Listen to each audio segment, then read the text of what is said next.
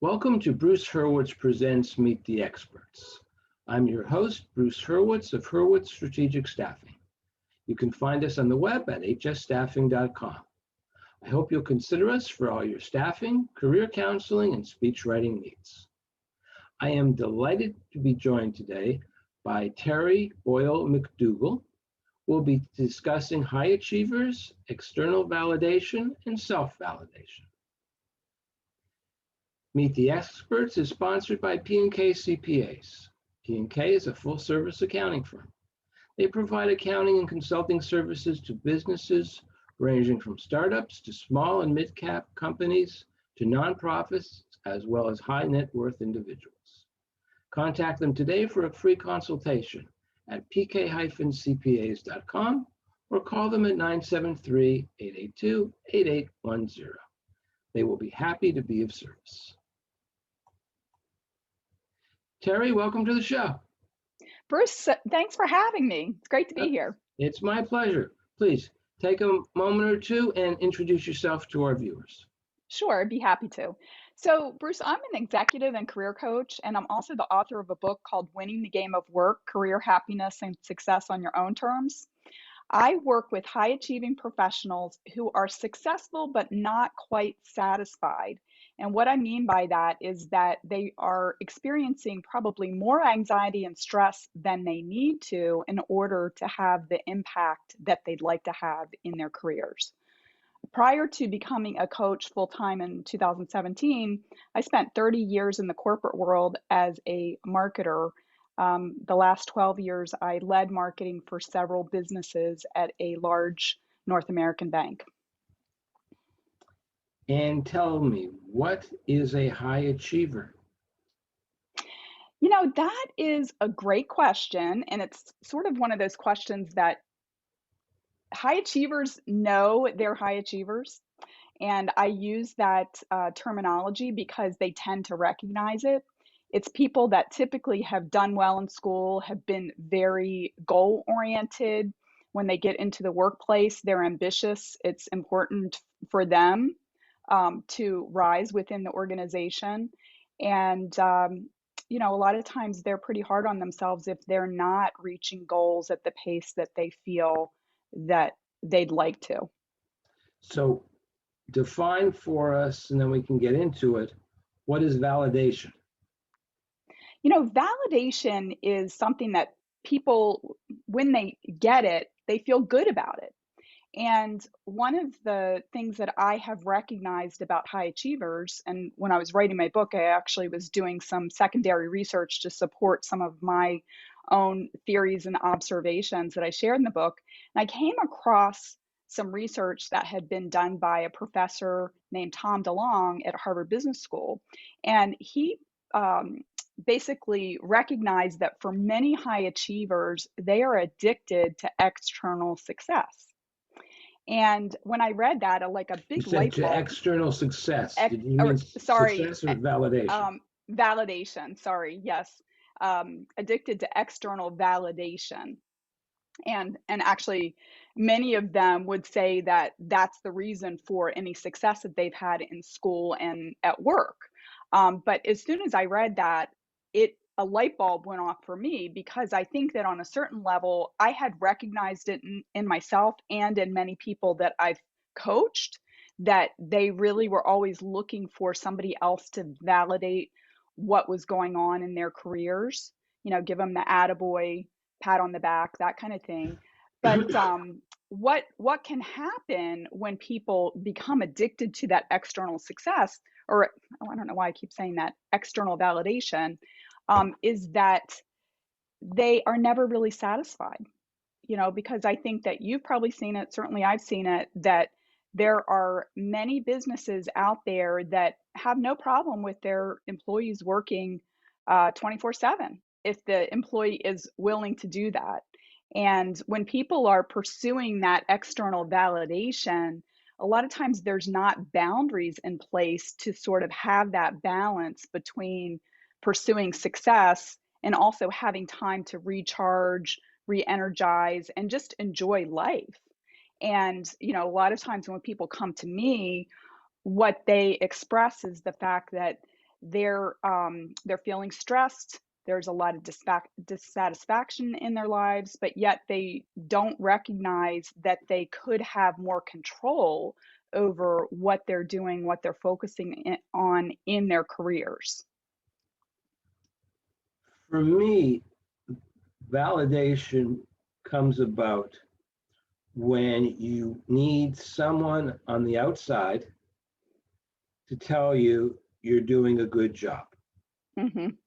Now, that brings up the question of motivation. Yep. Now, an employee goes to their supervisor and says, or asks, how am I doing? Now, it could just be, they're not looking for a raise, they're not looking for a promotion, they're not worried about being fired. They just want to know, Mm-hmm. are you satisfied with my work? Simple, no ulterior motive. It could be that they are worried and they want to know that they're doing something wrong, and if they are, Right. how to correct it so that it doesn't become a problem. Or it could be that you do not believe that you deserve what you have achieved. Yeah. And there's a syndrome, which I have just forgot the name of. The imposter syndrome. The imposter syndrome. Thank you. Yeah. What are you talking about when you're talking about seeking external validation? Is it the good job, you're doing fine, or you could improve here, or is it the imposter syndrome? Well, it's both really. And what I'm talking about is not, I mean, everybody wants to have some external validation. But it's important to also be able to look at yourself as objectively as possible and say, am I fulfilling what's required of me here? Because what can happen sometimes, and I mean, certainly I've worked in situations like this, and I've coached people in situations like this where they're working in a difficult or even toxic environment. And if they open themselves up to only seeking that external validation and don't put boundaries in place to be able to say to themselves, this is what I'm willing to invest in this job, or I'm going to look at myself and say, do I think I'm doing a good job? That creates a balance where you have more choices about how much of your time and energy you are investing in work. And, what I end up seeing a lot of times is that, to your point, that people don't value themselves enough, that they actually are doing a great job, but because maybe they have some insecurities and they don't believe that they're good enough, or that, they say to themselves, like, I could do better, right? And so they pour more and more of their energy into work. But what happens is that's just not really sustainable to do that constantly. It's very important to be able to have some balance in our lives where, we have some time off to just go and do things that we enjoy, to rest, to spend time with family, to just get off and forget about work for a while. Because what we'll find is that in those times where we're giving ourselves permission to rest and recharge, that our tank gets refilled up. And so when we go back to work, we're coming in feeling refreshed. We're able to look at problems from a new perspective. And we may actually be able to have more impact with less, grind, with less friction, with more flow and ease. And often what I see is that people don't give themselves that grace, that they just tell themselves that they've got to grind it out all the time, burn the midnight oil, etc. And it's literally not sustainable over the long haul. I can remember once, and I'm trying to remember what the topic was, but this is, I guess, is a bad day for my memory. I don't remember. I was giving a speech, and I began by saying, I am certain that 90% of you are not going to agree with me. And 90% of the 90% are going to be highly offended by what I'm going to say. So I will not be in the least bit offended if you want to leave. I won't think less of you. That's fine. Go out. Remember, we had a nice lunch. And I said, there's a lot of pastries left. Go out, have the pastries. And a few people giggled. And then I said, I'm going to begin by telling you why you are wrong. I've researched this topic, and I'm going to tell you why you're wrong, and then I'm going to tell you why I'm right. And that's how I did it.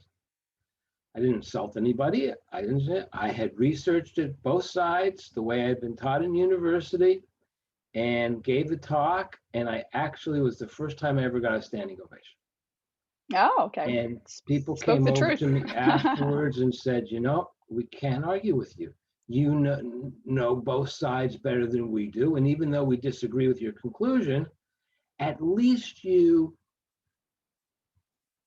gave some attention to the other side of the story. This wasn't only one-sided. Now, when you're seeking validation, you're going to somebody, and the assumption is just the word validation. You want them to say that you're doing well. What happens when they say, look, I love you, but you're an idiot, and you screwed up, you didn't do a good job, and we got to sit down and work on this? We're not talking, because you're dealing with high achievers. You're not dealing with somebody who's entry level. Mm-hmm. I'm thinking right now of Andy Grove and his board chair and that famous conversation they had before they were both planning on being fired, and saying Intel has to go from memory to processors because that's what our replacements will do. Mm-hmm. So those are high achievers who were able to validate themselves, say we're making a mistake, the right thing to do is what the next guys are going to do, so instead of having the next guys do it, we're going to do it. How do you get people to that stage? Well, I mean, it's really about being able to look at things in context. Because anytime, going back to that research that I was talking about that Tom DeLonge did, anytime that we're addicted to anything, it means that we don't have balance. We're not looking at things in context. And what I'm suggesting is that when you're asking for feedback, and hopefully you're getting validation, but if not, maybe you're getting some constructive feedback, Yeah. to look at it within the context of what's going on. Because I will tell you that a lot of high achievers will drive themselves through shame, that they will tell themselves that they have to be perfect in order to be worthy. And that makes people vulnerable to actually being abused in the workplace. And there are a lot of people that I've worked with as a coach that need to sort of reframe things to recognize that, in the situation that you're working in, maybe you have a boss who understands that if they continue to sort of be critical of you, that you're going to work harder and harder and harder. And that's something that I see with a lot of high achievers, is that if they run into an obstacle, they'll actually double down. They'll say, oh, I have to work harder, I have to go faster, I have to do more. But yet at the same time, they may be paying a high personal price, right? Like maybe they're exhausted, they are not spending time with their family. And what I'm suggesting is that rather than putting the pedal to the metal and going forward, that sometimes it makes sense to actually step back and look at the big picture and understand what's going on. Because sometimes doing more is not the answer. It might be doing things differently. One thing I work with a lot of my clients on is identifying leverage points, right? Because in any job, your job is to have a positive impact. It doesn't mean that you're always going to be grinding it out, gutting it out. It might be that you need to step back and say, hey, I think there's an opportunity to innovate here, or put a new process in, or gee, somebody on my team might be ready to take over part of something that I've done in the past. so that I can elevate myself to work on higher level problems. And, honestly, that's one of the big mistakes that I see a lot of people making, is that they'll say to themselves like, "Oh, well, it's just faster for me to do this. I'm not going to delegate it because," but then they're really not leveraging all of the resources that have been entrusted to them. And, as leaders, that's what our job is. It's really to get the maximum leverage out of everything that we've been entrusted with, including ourselves. And that doesn't always mean going faster.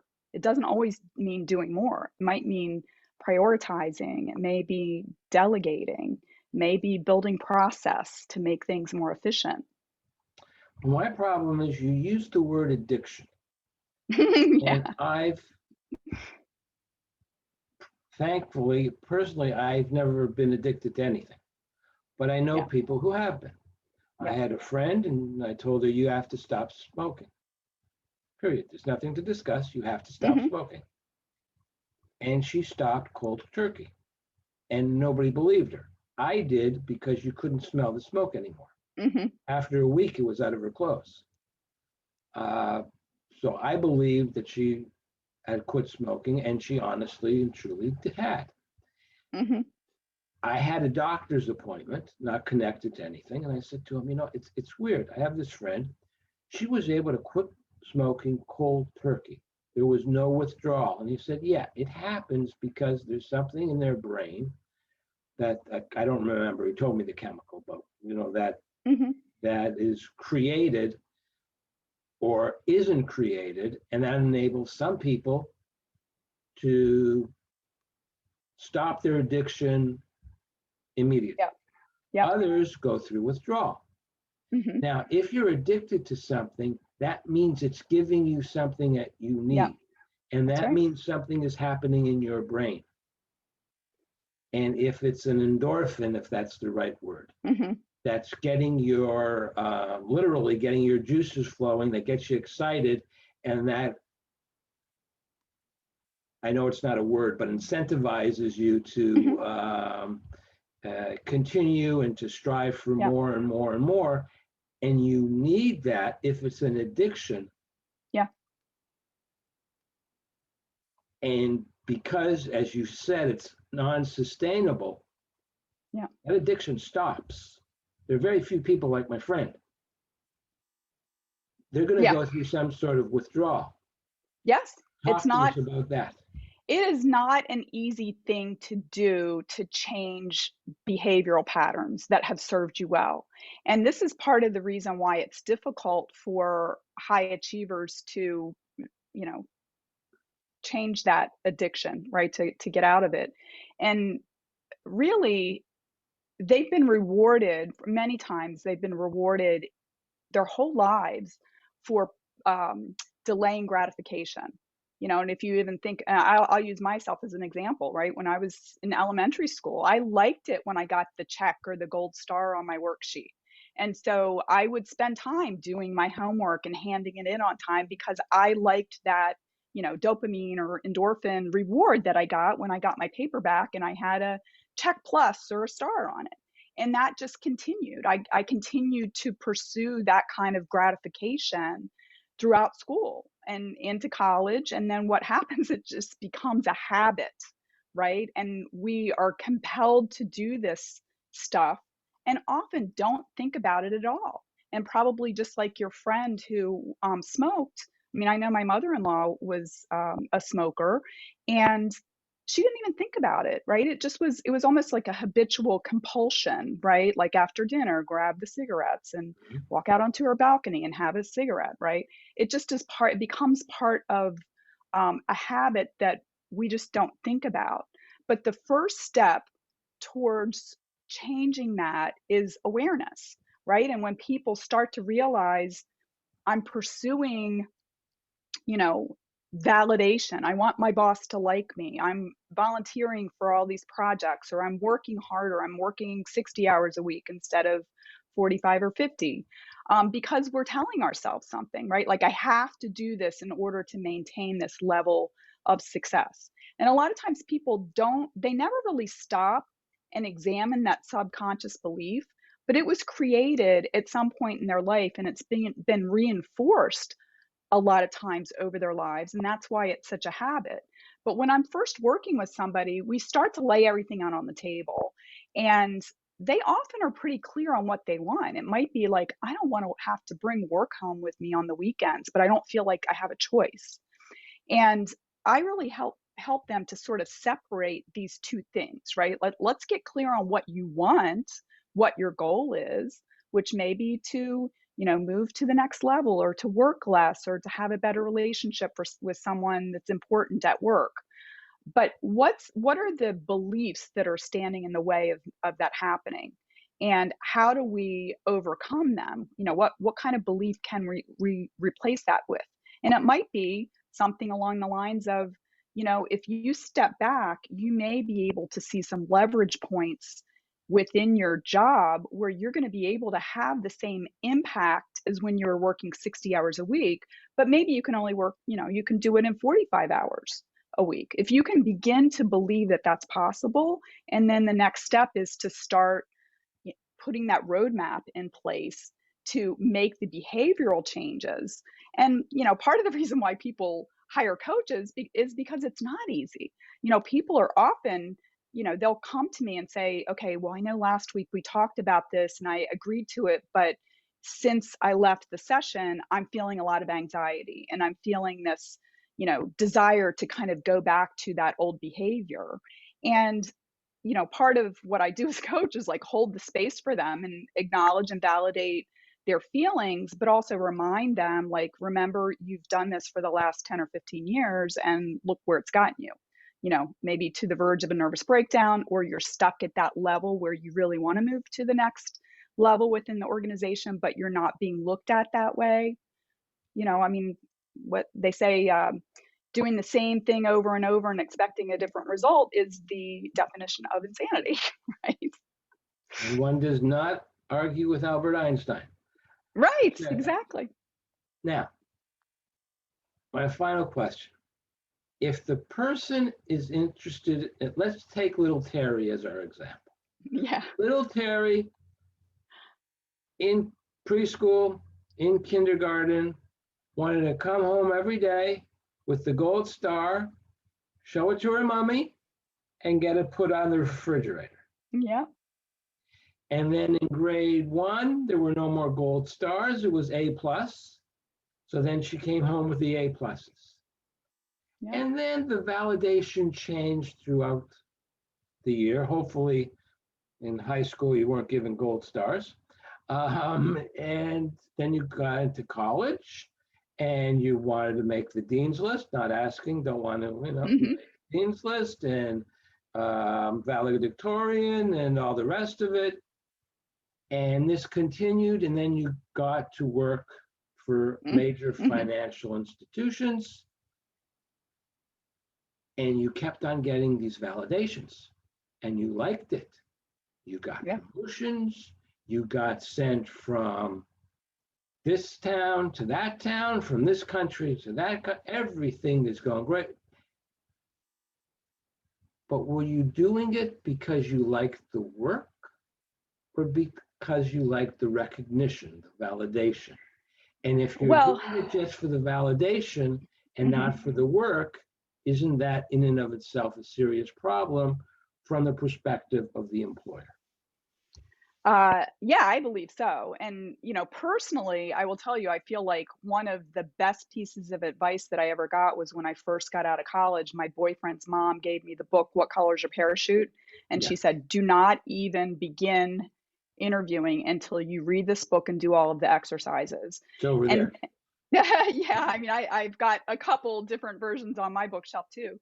And it was really the best advice I ever got because, coming out of college, I just thought, I just want a job. I want to hurry up and start making some money. And for her to slow me down and to give me such sage advice that it matters. I mean, this is kind of what I evangelize to people all the time, which is it matters if you're happy at work, right? So think about, what are you good at and what do you like to do? And if you can use that as the first step to point you in the right direction towards something that you want to do for a living, you're likely going to enjoy it more. Now, I knew about myself that I was a creative person. I liked challenges. I liked solving problems. I was analytical and creative, and so marketing was a good fit for me. And it really was through those exercises. My first job was actually at a publishing company in the advertising sales department, but it really put me in the type of environment that fit my personality and fit the things that I like to do. And so it was a good step in the right direction to start my career. Um, but I know a lot of people, they, especially high achievers, because a lot of times they're good at a lot of different things. And sometimes they don't stop and ask themselves, do I enjoy this? Right? They're just good at it and they get rewarded for it. And then believe me, I see them when they're, 40 years old and they're saying, I make too much money as a CPA to switch, right? I'm good at it.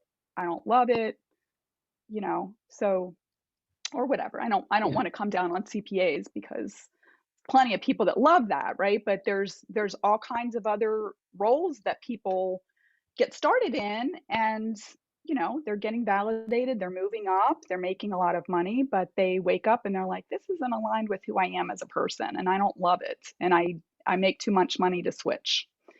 It can be Understood. tough.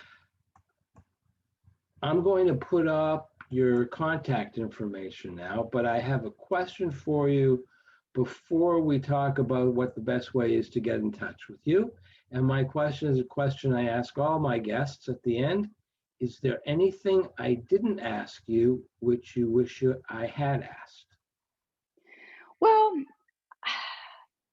sometimes people will ask me, what's a message that you have for people? And I sort of alluded to it earlier.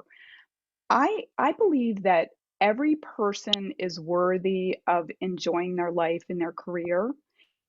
And if you're finding that you're not, it might make sense to step back and say, what is it that would make me happy in my career? And believe that there is a way to pivot from where you are onto a path that is a better fit for you. And, you're worthy of doing that for yourself. I mean, I've seen some people that came to me in the beginning that didn't believe that it was possible for them to find something that would fit them. And once they started believing, sometimes it can happen pretty quickly.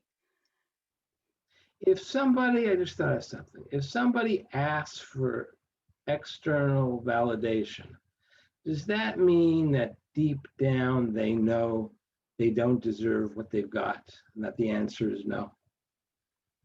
Well, I think deep down inside, people really do love themselves and that they often have created sort of coping mechanisms to protect themselves from disappointment. And there might be a belief in there that's kind of over that, part of their soul, if you will, that's kind of pure and, is sort of the essence of who they are, that there are some beliefs there that are trying to protect them. And it might be that you just got to play it safe, or, don't stick your neck out, or don't try too hard, or, if you try and you fail, you're not worthy.